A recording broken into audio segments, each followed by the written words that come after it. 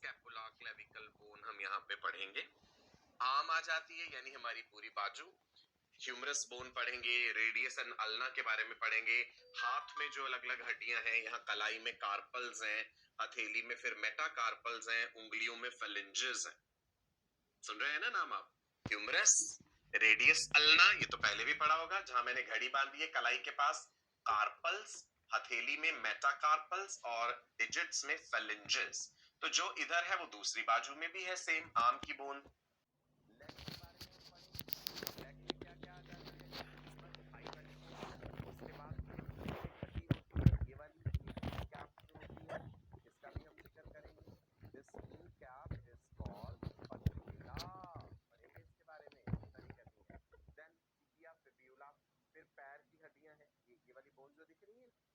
इनका भी जिक्र करेंगे हम।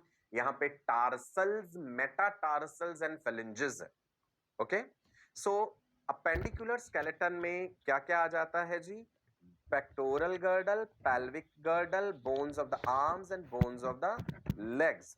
इस एक बाजू में पूरी में 30 हड्डियां हैं। 30 इधर हैं और 30 ही इधर हैं। 30 और 30 यानी 30 एंड 30 60।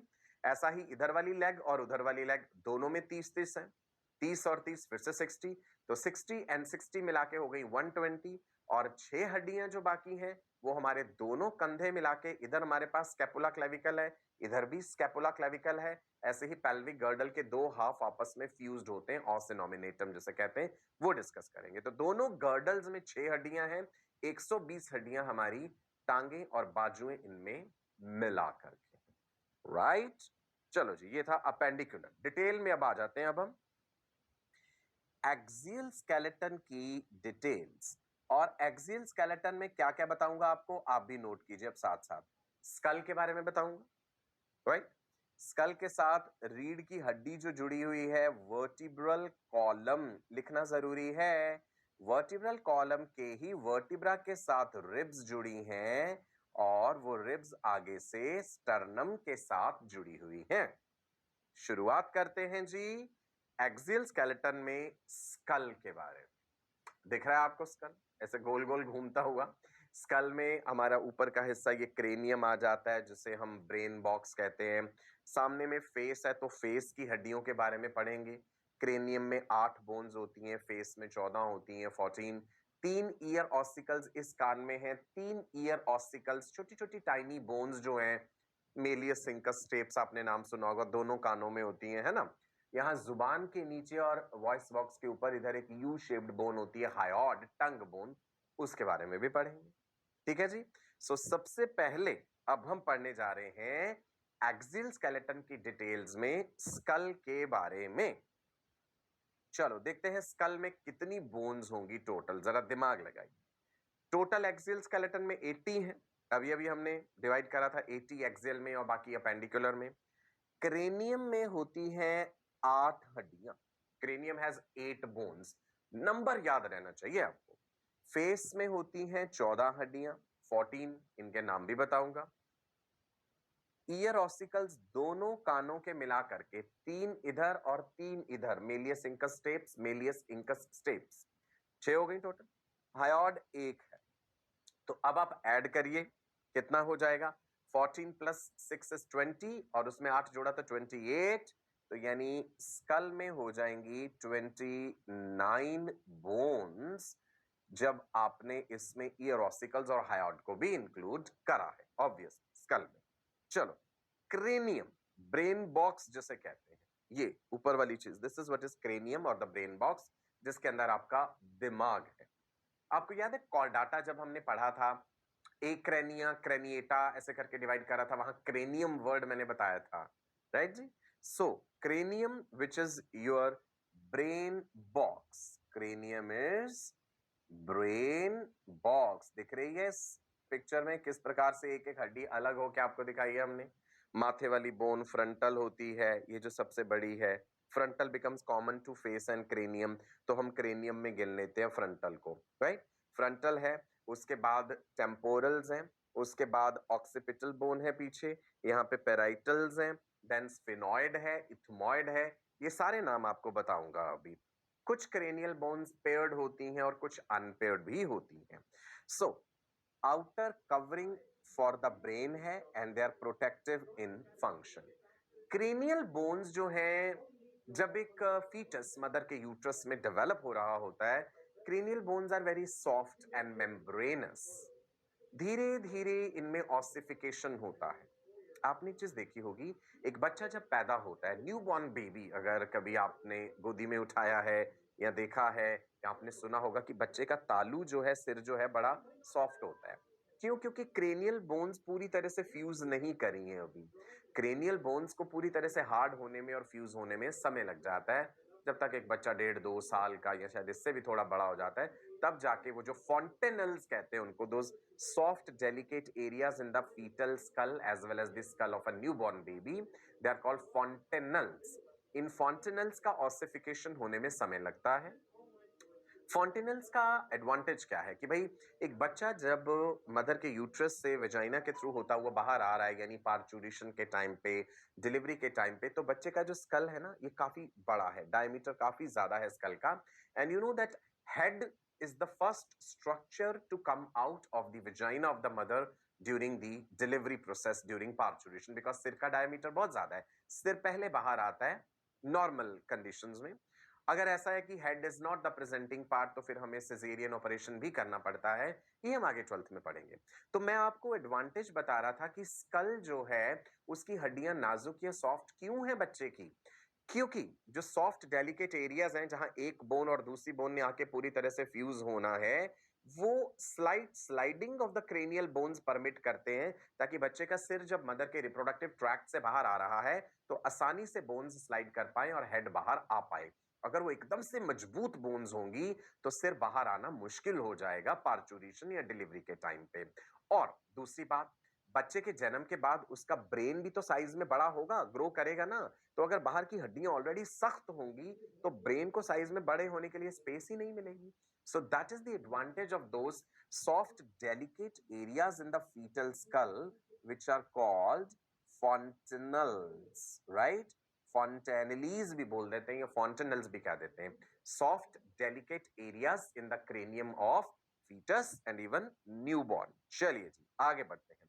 क्रेनियम की ये 8 बोन्स मैं अब आपको बताने जा रहा हूं। क्रेनियम की 8 बोन्स के नाम प्लीज याद रखिएगा। देखिए जी, कलर भी हमने अलग अलग दिखाए हैं। दिस इज फ्रंटल, फ्रंटल एक होती है, फ्रंट नाम से पता चल रहा है, ये माथे वाली हड्डी, दिस इज फ्रंटल। ओके, उसके बाद हम ऊपर को चले जाते हैं। ये वाली जो बोन्स हैं, ये इस कलर से जो दिखाई गई हैं, दे आर पैराइटल। पैराइटल 2 है, पैराइटल्स आर लार्जेस्ट, ये ध्यान रखना। फ्रंटल बोन जो होती है ना, फ्रंटल सिंगल है। लिखेंगे सभी बच्चे मेरे साथ, frontal, frontal bone is one and it is common bone for face and cranium. Okay, number 2 पे पैराइटल्स। अब हमने यहाँ पे ALS लगा दिया, मतलब 2 कर दिए, यानी पैराइटल्स पेयर्ड होती हैं। पैराइटल के आगे 2 लिखा है ना, पैराइटल लार्जेस्ट है, ये ध्यान रखना है। ओके, उसके बाद आ गई ये टेम्पोरल। टेम्पोरल भी 2 है, यहाँ कान के ऊपर इस वाले हिस्से में, यहाँ पे ना टेम्पोरल बोन है। सो टेम्पोरल्स लिख दूं मैं इसको, क्योंकि 2 है, टेम्पोरल्स 2। ओके, इसी के बीच में यहाँ कान का जो एक्सटर्नल ऑडिटरी कैनाल है, टेम्पोरल बोन के थ्रू जाता है। देन आ जाती है जी ऑक्सीपिटल या ऑक्सीपिटल कह दीजिए, ऑक्सीपिटल भी बोल देते हैं। ऑक्सीपिटल बोन, ऑक्सीपिटल बोन एक है। It is forming the back of the cranium, right? Back and base also, ऐसे करके घूमी हुई है बोन, ये पीछे को है, दिख रही है आपको यहाँ पे? ये वाली मैं पूरी इसकी मार्किंग दिखा देता हूं, ऐसे करके ये जो बोन है complete, this is what is occipital. इसी के नीचे यहाँ पे ऑक्सीपिटल बोन में एक बड़ा सा ओपनिंग होता है, फोरामेन मैग्नम, जिसके थ्रू स्पाइनल कॉर्ड जो है वो कम्युनिकेट करती है ब्रेन के साथ। अगर मैं ऑक्सीपिटल बोन ऐसे दिखाऊं साइड में, ये लगभग कुछ इस तरह से है, और यहाँ पे एक बहुत बड़ा एपर्चर प्रेजेंट है ऑक्सीपिटल बोन में। दैट एपर्चर और that opening is called foramen magnum, और फोरामेन मैग्नम के थ्रू ही the spinal cord is communicating with brain. ध्यान रखना है, ये फोरामेन मैग्नम ऑक्सीपिटल बोन में। क्लियर है जी? अब और कौन सी बची? टोटल 8 हड्डियां करनी थी ना। एक हो गई फ्रंटल, 2 हो गई पैराइटल, 2 हो गई टेम्पोरल, एक हो गया ऑसिपिटल। इसके बाद है स्फिनॉइड, वो आपको बाहर से नहीं दिखेगी, स्फिनॉइड भी एक है, और इथमॉइड, इथमॉइड भी एक है। टोटल 8 हो गई ना, गिन के देख लो। Frontal, parietals, temporals, occipitals, sphenoid, ethmoid. अगर अच्छा इसमें से ये पूछ सकते हैं how many cranial bones are paired, कितनी क्रेनियल बोन्स पेयर्ड है? 2। कौन कौन सी? पैराइटल पेयर्ड है एंड टेम्पोरल पेयर्ड है, बाकी तो सब अनपेयर्ड है। देखिए पेयर्ड वाली एक ये हो गई, पेयर्ड वाली एक ये हो गई, क्योंकि 2 है, तो 2 और 2 4, उसके अलावा बाकी ऐड कर लीजिए 5 6 7 8, टोटल 8 बोन्स। क्लियर है? राइट। नाउ स्फिनॉइड कहां पे है? स्फिनॉइड आपको कैसे दिखेगी? अगर आप यहां से पैराइटल बोन हटाइए, ये वाली पैराइटल भी हटा दीजिए, ठीक है जी।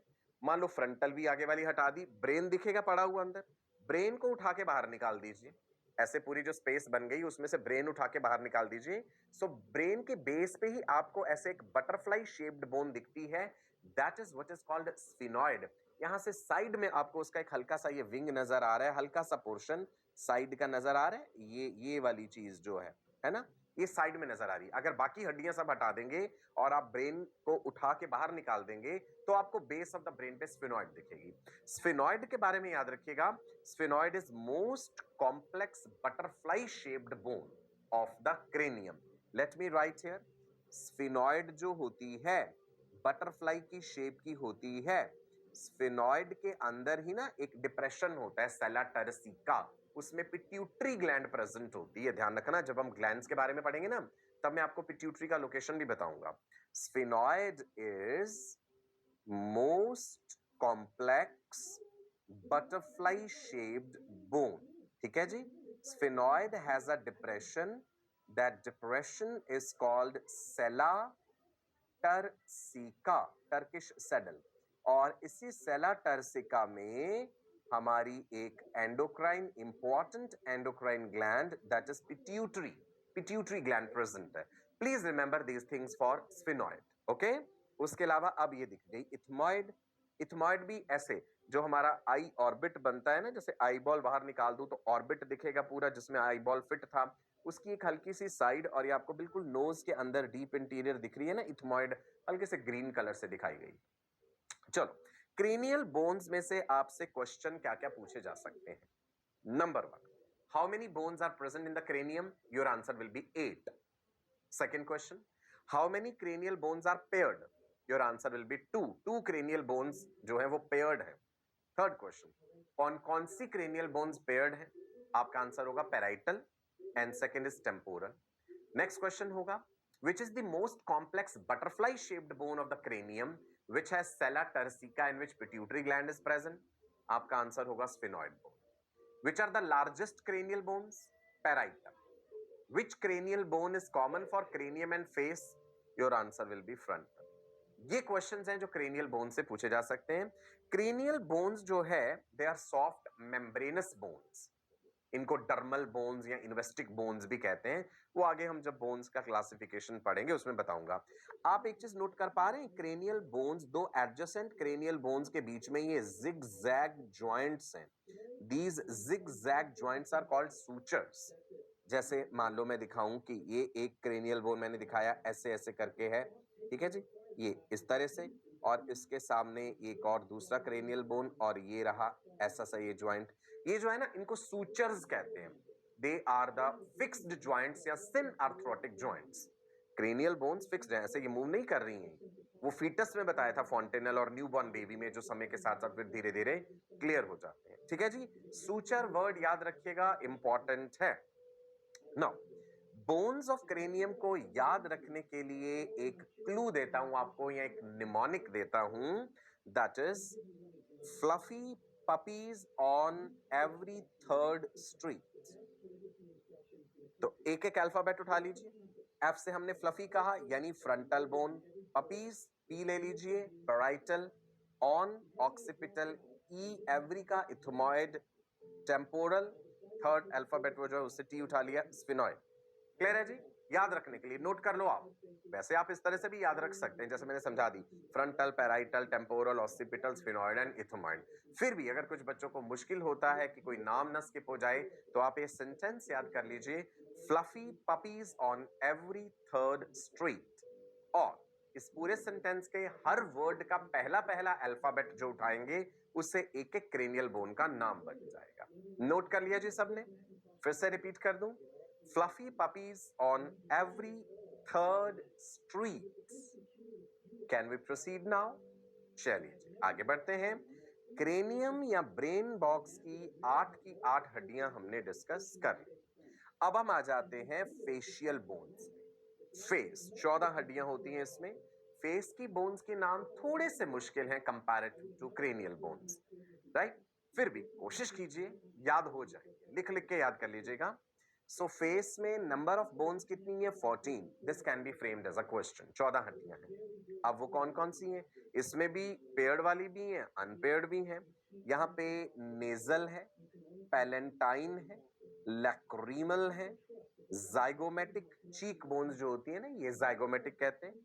Maxilla, maxilla is the upper jaw, mandible is the lower jaw.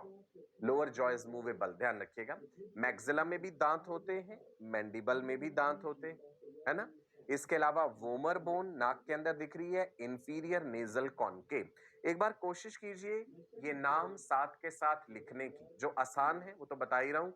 Maxilla upper jaw, mandible lower jaw, दोनों में टीथ एम्बेडेड हैं जॉ सॉकेट्स में।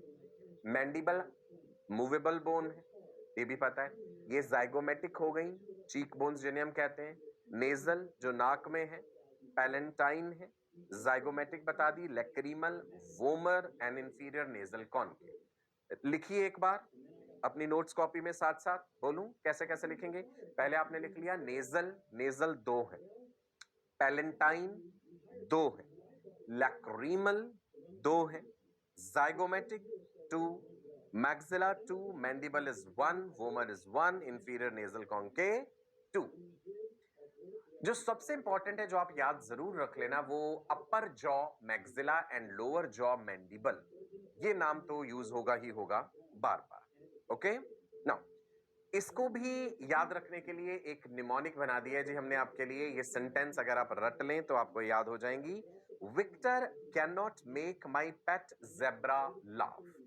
विक्टर वी ले लीजिए तो वोमर बन गई, कैन सी से कॉन्के, देन नॉट एन से नेजल, मेक एम से maxilla, my mandible, pet P palatine, zebra Z से जी से zygomatic, laugh lacrimal. Okay, so it's just a clue आपके ब्रेन को एक आइडिया देने के लिए कि अगर ये सेंटेंस याद होगा तो पहले पहले अल्फाबेट जो है हर वर्ड का, उससे एक एक बोन का नाम बन जाएगा। मैं फिर से बोल देता हूं, Victor can not make my pet zebra laugh, right? Can we proceed? सबसे इंपॉर्टेंट जो याद रखने वाली है, upper jaw maxilla, lower jaw mandible. Vomer याद रख लीजिए और जाइगोमेटिक याद रख लीजिए। क्लियर? चलो, फेस की 14 हड्डियां हो गई। अब हम आ जाते हैं कि हमारे जो दोनों कान हैं, वी हैव 2 ईयर, राइट? आपको पता है अगर एक कान हम बंद कर दें, it is difficult to localise sound with 1 ear. एक कान बंद कर देने से सुनाई तो देगा, लेकिन साउंड का लोकलाइजेशन नहीं प्रॉपर हो पाता कि आवाज कहां से आ रही है। ईयर का जब हम स्ट्रक्चर पढ़ेंगे तो आपको बताऊंगा, एक्सटर्नल ईयर होता है, उसके बाद एक मिडल ईयर होता है, फिर इंटरनल ईयर भी होता है। एक्सटर्नल ईयर में आ जाता है ये जो बाहरी, एक तो दिख रहा है आपको ईयर पिन्ना कार्टिलेज का बना हुआ, ये साउंड वेव्स को कलेक्ट करता है और एक्सटर्नल ऑडिटरी कैनाल की तरफ भेजता है। और उसके बाद कान का पर्दा होता है टिम्पैनिक मेम्ब्रेन, वो स्ट्राइक करता है साउंड वाइब्रेशंस के रिस्पॉन्स में। टिम्पैनिक मेम्ब्रेन के ही दूसरी तरफ, मिडल ईयर की तरफ, 3 छोटी छोटी हड्डियां होती हैं, मेलियस, इंकस एंड स्टेप्स। ये रहे उनके नाम। मेलियस जो है वो हथौड़ी जैसी होती है, तो हम हैमर भी कह देते हैं उसे, it's a hammer shaped bone. Incus जो है, it is annual shaped bone. जब आप कॉबलर से, मोची से जूता अपना ठीक कराते हैं, तो जिस चीज के ऊपर रखते हैं उसे, है ना, वो एनुअल शेप है लगभग, या एक शार्प सी चीज जैसा बना होता है वो। स्टिरअप, स्टिरअप जो होता है जब आप घोड़े पे कभी अगर आप बैठे हो, आपको याद होगा घोड़े की जो काठी होती है उसके साथ ये स्ट्रक्चर लटका हुआ होता है ना, ऐसे जिसमें हम पैर फंसाते हैं, उसको स्टिरअप कहते हैं। इज इट क्लियर जी? Malleus, incus and stapes, that is hammer shaped, anvil shaped and stirrup shaped. ये तीनों ईयर ऑसिकल्स क्या कर रही हैं, जरा गौर कीजिए। साउंड वाइब्रेशंस जब जा करके टिम्पैनिक मेम्ब्रेन को स्ट्राइक करती हैं, टिम्पैनिक मेम्ब्रेन वाइब्रेट्स, उसके पीछे मेलियस, सिंकस और स्टेप्स जुड़ी हुई हैं एक दूसरे के साथ, ये साउंड का एम्प्लीफिकेशन करती हैं। Very important, sound requires a medium to travel. जब यहां से साउंड वेव्स आ रही हैं, यहाँ पे मीडियम एयर है, हवा से आने वाली साउंड जब आपके ईयर में अंदर चली गई है, लिक्विड फ्लूइड भी भरा होता है वहां पे, जो हम पढ़ेंगे पेरिलिम्फ, एंडोलिम्फ, तो साउंड की इंटेंसिटी कम हो जाती है जब मीडियम की डेंसिटी बढ़ती है। ध्यान से सुनिएगा, sound intensity decreases with increase in density of the medium. तो इसीलिए जब डेंसर मीडियम हो गया, वहां पे एम्पलीफाई करके साउंड भेजनी पड़ेगी। यही काम ईयर ऑसिकल्स करते हैं। जब वो वाइब्रेट करते हैं तो साउंड का एम्पलीफिकेशन कर देते हैं। गौर से देखिए, ये तीनों ईयर ऑसिकल्स, ये छोटी छोटी हड्डियां जिनके नाम है मेलियर्स जो कि हैमर शेप्ड है, इंकस जो कि एनुअल शेप्ड है, एंड स्टेप्स जो कि स्टिरअप शेप्ड है। क्या आपको पता है, steps is the smallest bone in the body, right? चलो जी आगे दिखाता हूं, इधर देखिए, दोनों कानों में मिला दीजिए 6 ईयर ऑसिकल्स हैं, यानी 3 in each middle ear. 2 Méliès, 2 incus और 2 स्टेप्स हो गए। यहाँ पे डायग्राम देखिए, incus is annual shaped, Méliès हथौड़ी जैसी है, हैमर शेप्ड, स्टेप्स जो है वो स्टिरअप शेप्ड होती है। ओके, इनका काम है साउंड का एम्प्लीफिकेशन। अब देखो कितनी छोटी हड्डियां हैं, आपकी उंगली के एक किनारे पे रखी जा सकती हैं तीनों। They are very small bones and stapes is the smallest bone in the body. Okay, their function is sound amplification. चलिए नेक्स्ट बोन पे हम पहुंच गए जी। नेक्स्ट बोन कौन सी है? Next is hyoid. दिख रही है आपको ये घूमती हुई, घोड़े की नाल जैसी लग रही है ना, यू शेप्ड बोन या हॉर्स शू शेप्ड बोन लग रही है। This is what is hyoid, tongue bone भी कहते हैं। जुबान के नीचे और लैरिंग्स वॉइस बॉक्स के ऊपर है ऐसे। जब किसी का गला घोंट के मार दिया जाता है किसी को, या कोई गले में फंदा लगा के लटक के फांसी लेके सुसाइड करके या मरे, स्ट्रैंगुलेशन से जब कोई मरे, तो हायोट जो है ना जनरली फ्रैक्चर हो जाती है। तो पोस्टमार्टम में पता चल जाता है हायोट अगर फ्रैक्चर्ड है तो क्या वजह रही होगी।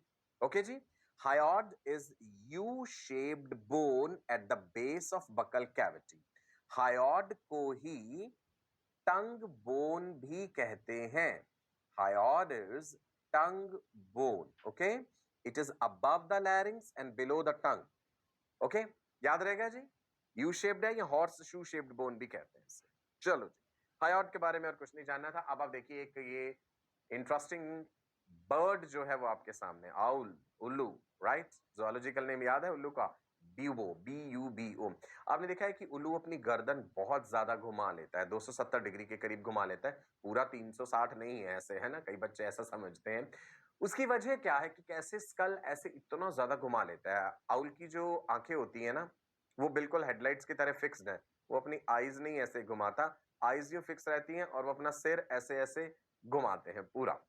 How are owls able to rotate their head? देखते हैं जी क्या विशेष बात है।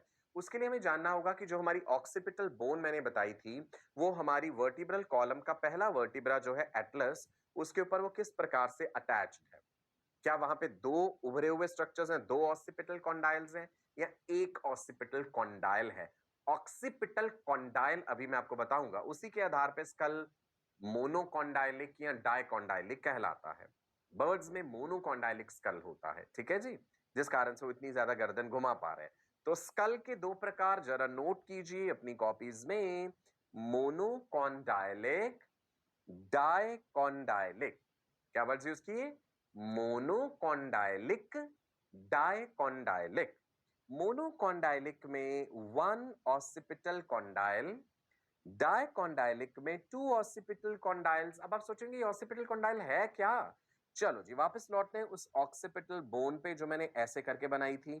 मैंने बताया था यहाँ पे एक एपर्चर है इतना बड़ा, फोरामेन मैग्नम। फोरामेन मैग्नम वही जगह है जिसके through spinal cord communicates with brain. इसी फोरामेन मैग्नम के दोनों तरफ ऑक्सीपिटल बोन के कुछ उभरे हुए एरियाज हैं। ये जो उभरे हुए स्ट्रक्चर है ना ऑक्सीपिटल बोन के, अगर ये दो उभरे हुए स्ट्रक्चर प्रेजेंट हैं, we call them two occipital condyles, और इन्हीं ऑक्सीपिटल कॉन्डाइल्स की मदद से हमारा स्कल जो है वो टिका हुआ है पहले वर्टिब्रा पे। सबसे पहला वर्टिब्रा जो है वर्टिब्रल कॉलम का वो एटलस होता है। उसके बाद हम देखेंगे कि भाई एक्सिस होता है, राइट। ये सर्वाइकल वर्टिब्रेज हैं वर्टिब्रल कॉलम के। तो अगर ये दो उभरे हुए स्ट्रक्चर्स प्रेजेंट हैं तो हम डाइकॉन्डाइलिक स्कल कहते हैं। मैमल्स में डाइकॉन्डाइलिक स्कल प्रेजेंट होता है। ये वाला एपर्चर क्या था कितना बड़ा, दिस एपर्चर इज, बोलेंगे, foramen magnum. Okay, foramen magnum के दोनों तरफ जो है वो उभरे हुए स्ट्रक्चर्स जो हैं, जैसे ये नकल्स हमारे दिख रहे हैं ना उभरे हुए, इनको हम ऑक्सीपिटल कॉन्डाइल्स कह देते हैं, राइट जी। नाउ देखते हैं occipital condyles. Occipital condyles are the projections on the occipital bone. They connect the skull with the vertebral column. Yeah, they are helping in the articulation of the skull with vertebral column. Articulation का मतलब है movement, जहां पे joint बन रहा है और किस तरह का मूवमेंट मिल रहा है, राइट। ये आपको दिख रहे हैं यहाँ पे, ये जो दिखाया गया ये उभरा सा structure, this is what is occipital condyle. जब आप रियल में स्कल देखेंगे ना, जब आप टच करके देखेंगे इन बोन्स को, तब आपको अच्छे से समझ आ जाएंगे। ओके, चलो जी आगे बढ़ते हैं। सो मोनोकॉन्डाइलिक स्कल में क्या है, there is one occipital condyle, और बर्ड्स एंड रेप्टाइल्स में ऐसा होता है। डाइकॉन्डाइलिक स्कल में there are two occipital condyles, amphibians and mammals में ऐसा सिचुएशन है। सो आपको ये दिख रहा है, ये एक ऑक्सीपिटल कॉन्डाइल है, ओसी लिख दिया मैंने, और यहाँ पे ये दो रेड डॉट्स बनाए गए हैं, दैट मीन्स दो ऑक्सीपिटल कॉन्डाइल्स है। So I hope you have understood occipital condyles with reference to occipital bone. चलो एक बार स्कल रिवाइज हो जाए, फिर से हो जाए जी रिवाइज। पढ़ कह रहे हैं हम एक्सियल स्केलेटन। एक्सियल स्केलेटन में जो 80 हड्डियां हैं उनका फर्दर हमने ब्रेकअप करा। Skull, vertebral column, ribs, sternum. Skull में फर्दर क्या क्या चीजें, cranium 8 bones, frontal, parietal, temporal, occipital, sphenoid and ethmoid. Face में 14 हड्डियां, उनके नाम बताए थे मैंने, कहा था मैक्सिला अपर जॉ, मैंडिबल लोअर जॉ, यहाँ पे वोमर बोन भी बताई थी, ये याद रख लीजिएगा। उसके अलावा ईयर ऑसिकल्स हमने देखी, तीन तीन दोनों कानों में, Méliès incus steps, Méliès incus steps, steps is the smallest bone in the body. Ear ossicles का काम साउंड का एम्प्लीफिकेशन होता है, ठीक है जी। ये वो सारी हड्डियां आपके सामने दी हुई हैं। Cranial bones 8, 2 bones are paired, बाकी unpaired. Facial bones are 14, right. चलो जी, नाम भी दिख गए आपको, हर एंगल से, हर व्यू से आपको फोटो दिख गई। पढ़ रहे हैं जी स्केलेटन, ह्यूमन स्केलेटन, जिसको एक्सियल एंड अपेंडिकुलर में हमने डिवाइड कर लिया था। एक्सियल स्केलेटन में आता है स्कल, जो हमने डिस्कस कर लिया। अब हम जिक्र करेंगे हमारी रीढ़ की हड्डी का, जिसे हम वर्टिब्रल कॉलम या स्पाइन भी कहते हैं। अच्छा, वर्टिब्रल कॉलम बिल्कुल ऐसे सीधी नहीं होती, उसमें कर्व्स होते हैं, पता है ना, प्राइमरी कर्व, सेकेंडरी कर्व, बताऊंगा ये भी मैं आपको आगे। तो it is slightly curved vertebral column जो है। वर्टिब्रल कॉलम की जो इंडिविजुअल बोन्स हैं, they are called vertebrae. 26 vertebrae, वैसे ज्यादा होते हैं, 33 के करीब। जैसे जैसे उम्र बढ़ती है फिर वर्टिब्रास का फ्यूजन होता है। मैंने बताया था 21, 22, 23, उनके बाद 24 साल की उम्र तक जाकर के ये कंप्लीट फ्यूजन हो पाता है। So it's placed dorsally. Dorsal side क्या है, पीठ वाली साइड। हमारे पास central hollow dorsal nervous system है ना। Framework of the trunk, main trunk region का फ्रेमवर्क है। रिब्स इसके साथ जुड़ी हुई हैं। इसी के अंदर होती है स्पाइनल कॉर्ड। आप ऐसे मान लो कि जैसे ये आपके हाथ में पेन या मार्कर है मेरा, ये बार वाला है आपकी रीढ़ की हड्डी वर्टिब्रल कॉलम, इसके अंदर जो रिफिल है that is your spinal cord. So do not get confused between vertebral column and spinal cord. Spinal cord nervous system का हिस्सा है, वो वर्टिब्रल कॉलम के अंदर प्रेजेंट है। स्पाइनल कॉर्ड में न्यूरॉन्स हैं, दे आर वेरी डेलिकेट, उन्हें प्रोटेक्ट करने के लिए हड्डियां हैं उनके चारों तरफ। हेड रीजन को सपोर्ट कर रही है ये, और ये रिब्स के लिए अटैचमेंट बना रही है। दूसरी तरफ जो आपको गोल घूमता हुआ दिख रहा है ऐसे ऐसे, वो एक वर्टिब्रा है, रीढ़ की हड्डी के मनके हम कहते हैं ना, सो वन वर्टिब्रा है। अलग अलग तरह के वर्टिब्रा हैं। नेक रीजन में सर्वाइकल वर्टिब्रे हैं, चेस्ट रीजन में थोरेसिक वर्टिब्रे हैं, उसके बाद नीचे लंबर वर्टिब्रे हैं, सैक्रल, कोकाइजियल, अभी करेंगे डिस्कस हम। एक वर्टिब्रा का अगर हम जर्नलाइज्ड स्ट्रक्चर देखें तो वर्टिब्रा में डिस्क लाइक फ्लैटेंड सेंट्रम होता है, जिसे बॉडी भी कहते हैं। एक रीढ़ की हड्डी का वर्टिब्रा आप देखें, अच्छा सारे वर्टिब्रे देखने में एक जैसे नहीं होते, ये मैंने एक टिपिकल वर्टिब्रा का स्ट्रक्चर दिखाया है। Structure of a typical vertebra. Her vertebra typical नहीं होता। टिपिकल का मतलब जिसमें सारे एक्सपेक्टेड फीचर्स प्रेजेंट हो। So a typical vertebra has anterior disc like centrum. Typical vertebra has anterior disc like centrum and there is posterior neural arch. पीछे की तरफ posterior side में there is posterior neural arch. Okay, इस neural arch में proximal pedicel, distal laminae and neural spine होता है। तो दो मुख्य भागों में बांट दिया मैंने। ये जो एंटीरियर डिस्क लाइक चीज है इसको सेंट्रम कहते हैं। ये जो इतना मोटा सा आपको दिख रहा है ये पूरी चीज, this is what is Centrum. और बाकी की सब पीछे की चीज न्यूरल आर्च है। न्यूरल आर्च में ये जो एक्सटेंडेड पोर्शन है ना, ये पीछे वाला, this is what is called neural spine or spinous process. Neural spine or it is also called spinous process. ठीक है, ये जो space है, the space enclosed by this arch like structure, neural arch, this is called vertebral foramen. This space is called vertebral foramen. अब एक vertebra के ऊपर दूसरा वर्टिब्रा, उसके ऊपर एक और वर्टिब्रा रख दीजिए, ऐसे ऐसे वर्टिब्रा के ऊपर वर्टिब्रा रखते जाएंगे तो सभी वर्टिब्रा की ये जो स्पेस है, खाली जगह, कैनाल जैसी चीज बन जाएगी। ये कैनाल कहलाती है वर्टिब्रल कैनाल या न्यूरल कैनाल, और इसी के अंदर स्पाइनल कॉर्ड प्रेजेंट है। अब आपको समझ आया स्पाइनल कॉर्ड कहाँ है?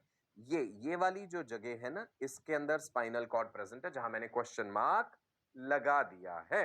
नाउ सो वर्टिब्रा में एंटीरियर तो हो गया सेंट्रम, वर्टिब्रा में पोस्टीरियर में क्या है? Neural arch. ये जो जगह दिखाई गई है, this is neural arch.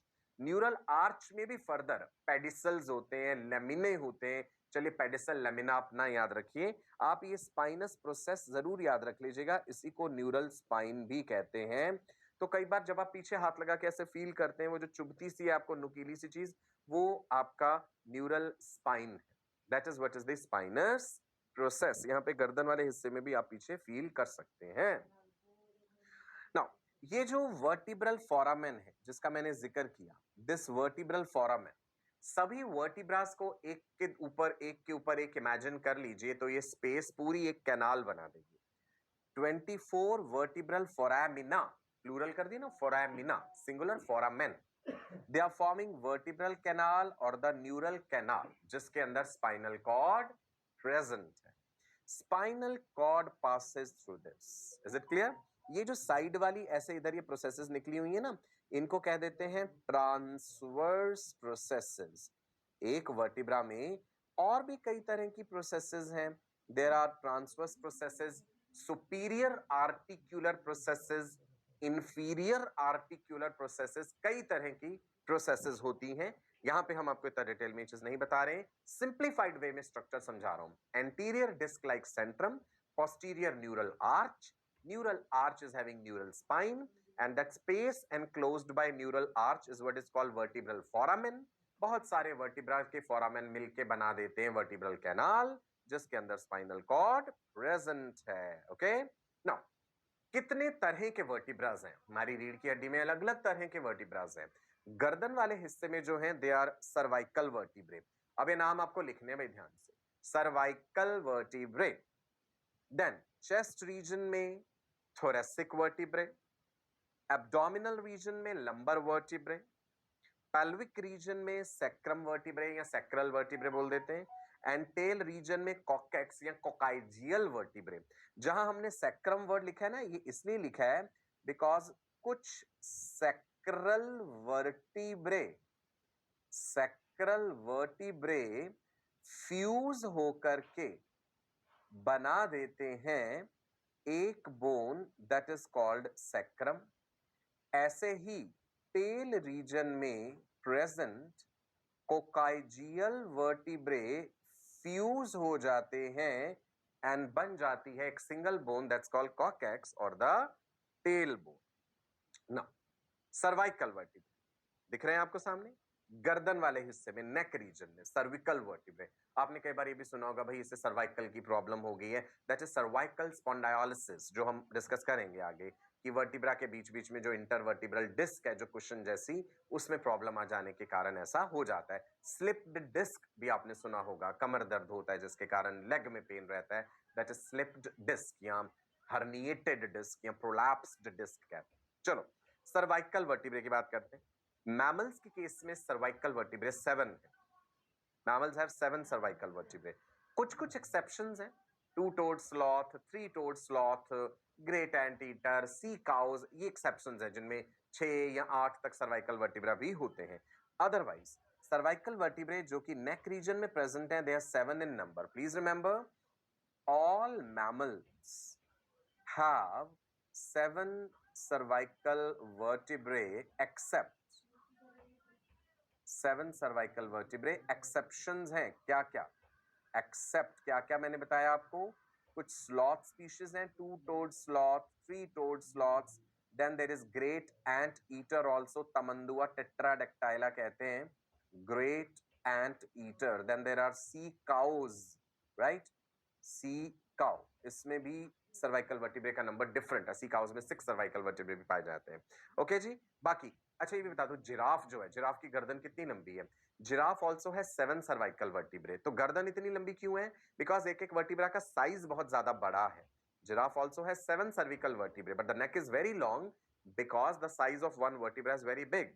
Okay, now cervical vertebra को हम रिप्रेजेंट कैसे करते हैं? ऐसे, जैसे C stands for cervical vertebra, तो C1 से लेके ये C7 तक है, 1 2 3 4 5 6 7 ऐसे लिख देते हैं।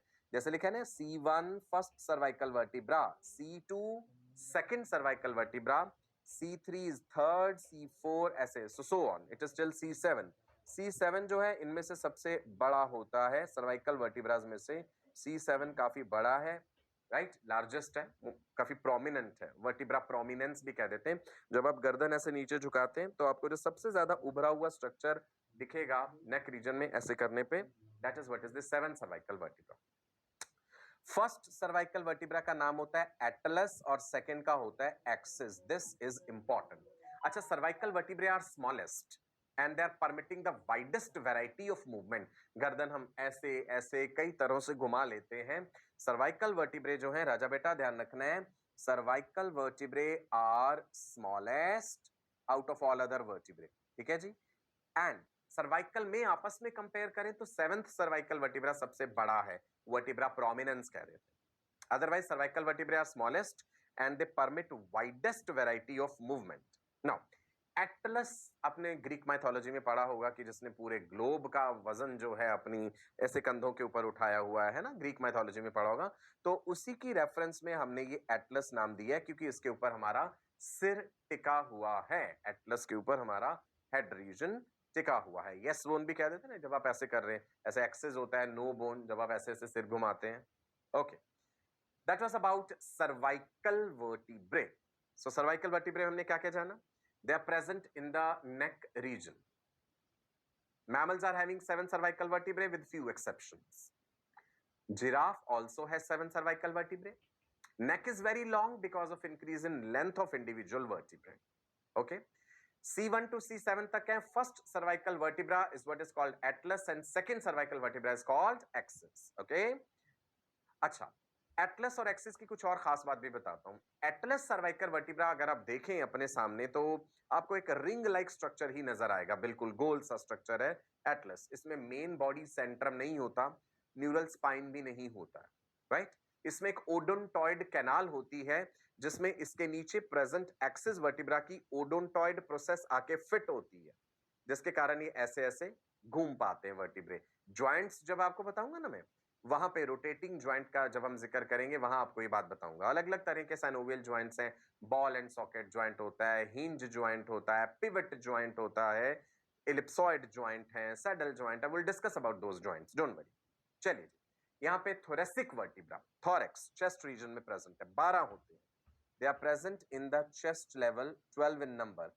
इनको हम नंबरिंग करते हैं T1 से लेके T12 तक। thoracic vertebrae they are providing attachment to ribs। thoracic vertebra के साथ आके ribs जुड़ती हैं, ribs भी 12 होती हैं, आप जानते हैं, ठीक है जी। अच्छा, आपको दो adjacent vertebra के बीच बीच में ये स्ट्रक्चर दिख रहा है, ये नीला सा जो दिखाया हुआ है, दिस इज इंटरवर्टिब्रल डिस्क। जब मैं स्लिप्ड डिस्क का जिक्र कर रहा था ना, this is intervertebral disc. Slipped disc के बारे में भी पढ़ेंगे हम इससे रिलेटेड, ओके जी। चलिए, थोरेसिक वर्टिब्रा हो गए। Next is lumbar vertebrae. Lumbar vertebrae जो हैं, they are present in your lower back region and they are 5 in number, L1, L2, L3, L4 and L5। Lumbar vertebrae are largest and they are strongest. हमें ध्यान रखना है, lumbar vertebrae बाकी सभी vertebras के comparison में largest हैं and they are strongest. They bear most of the body weight. शरीर का वजन जो है वो इन्हीं पे पड़ता है, लंबर वर्टिब्रा पे। और वो जो स्लिप्ड डिस्क वाली समस्या मैंने बताई है, प्रोलैप्स्ड डिस्क भी जिसे कहते हैं, वो लंबर रीजन में ज्यादा कॉमन रहती है, ओके। सैक्रम क्या है? Sacral vertebrae. आपके सामने एक सिंगल बोन दिख रही है, सैक्रम कहते हैं इसे। सो बेसिकली 4 से 5 तक sacral vertebrae, they are fused to form the single bone that is called sacrum. जब हम पेल्विस के बारे में पढ़ेंगे ना, पेल्विक गर्डल, तो वहां पे हम देखेंगे कि जो दो हिप बोन्स हैं हमारी, जो पेल्विक गर्डल बना रही है, उसमें पीछे की तरफ वाला हिस्सा सैक्रम ने बनाया हुआ है। सो सैक्रम आप याद रखिएगा, it's a single bone which is formed by fusion of nearly 4-5 bones. ऐसे ही जो कॉकेक्स है, टेल बोन है जिसे हम कहते हैं, टेल बोन को वेस्टिजियल माना जाता है ह्यूमंस में, लगभग 3-4 जो है कोकाइजियल वर्टिब्रे होते हैं, they are fused to form the single triangular curved bone that is called as the coccyx or the tailbone। vestigial tail बोल देते हैं हम इसे। दिख रहे हैं आपको ये 4 वर्टिब्रा, राइट, जो बिल्कुल नीचे का हिस्सा बना रहे हैं, coccygeal region। Is it clear जी? वर्टिब्रल कॉलम की अलग अलग बोन्स का जिक्र हम कर रहे थे। मैंने कहा 26 हड्डियां हैं वर्टिब्रल कॉलम में, 26 बोन्स। जब बच्चा पैदा होता है तो ये हड्डियां ज्यादा हैं, हमने देखा 33 के करीब है। धीरे धीरे बढ़ती उम्र के साथ फिर ये फ्यूज करती हैं। वर्टिब्रल कॉलम की कौन कौन सी बोन्स का फ्यूजन हमने देखा यहाँ पे? एक तो सैक्रल बोन्स का जो कि सैक्रम बना देती है, एक कॉकाइजियल बोन्स का जो कॉकेक्स बना देती है। अलग अलग रीजन के वर्टिब्रा का नंबर याद रखना है, cervical vertebrae, thoracic vertebrae, lumbar vertebrae, coccygeal vertebrae. Cervical region कौन सा है? नेक रीजन वाला। और यहाँ पे कौन कौन से वर्टिब्रास हैं? C1 से लेके C7। They are smallest, they are permit the widest variety of movement। First cervical vertebra is atlas, second cervical vertebra is axis। ठीक है जी। thoracic region में 12 thoracic vertebra हैं which are providing attachment to ribs, and then lumbar region में lumbar vertebras हैं which are largest and strongest। sacral vertebrae fuse होके sacrum बनाते हैं, coccygeal vertebrae fuse होकर के coccyx बनाते हैं। आज के सेशन के लिए इतना ही रखते हैं। बोन्स के नाम दिमाग में बिठा लीजिए। अब आप देख लो, वर्टिब्रल कॉलम जो है, रीढ़ की हड्डी जो है, इसके सारे वर्टिब्रा याद हो तो गए। अलग अलग वर्टिब्रा के थोड़े ना सबके अलग अलग नाम है। सर्वाइकल में 7 है तो 7 सर्वाइकल वर्टिब्रा हो गए जी। थोरेक्स में 12 है तो 12 थोरेसिक वर्टिब्रे हो गए। इनके तो कोई अलग अलग नाम नहीं है, सिर्फ सर्वाइकल वालों के पहले और दूसरे का ही नाम था, एटलस एंड एक्सिस। बाकी तो कोई नाम नहीं है, तो इजी है ये सब याद रखना। सो अगली क्लास में आप रिवाइज करके आएंगे, मैं आपसे बीच बीच में क्वेश्चन पूछूंगा कि लार्जेस्ट क्रेनियल बोन कौन सी है, टंग बोन का नाम क्या है, अपर जॉ बोन का नाम क्या है, लोअर जॉ बोन का नाम क्या है, चीक बोन्स कौन सी हैं, and most complex butterfly shaped bone of cranium कौन सी है। चलिए, तब तक के लिए मैं आपका अपना डॉक्टर सचिन कपूर आपसे विदा लेता हूं, आपको नमस्कार कहता हूं, ढेरों गुड विशेस देता हूं। पढ़ते रहिए, खुश रहिए। इसी तरह से धीरे धीरे समय बीतता जाएगा और आप एक वर्ल्ड फेमस डॉक्टर बन जाएंगे। नमस्कार, bye bye, God bless you all, wish you all a very bright and prosperous future.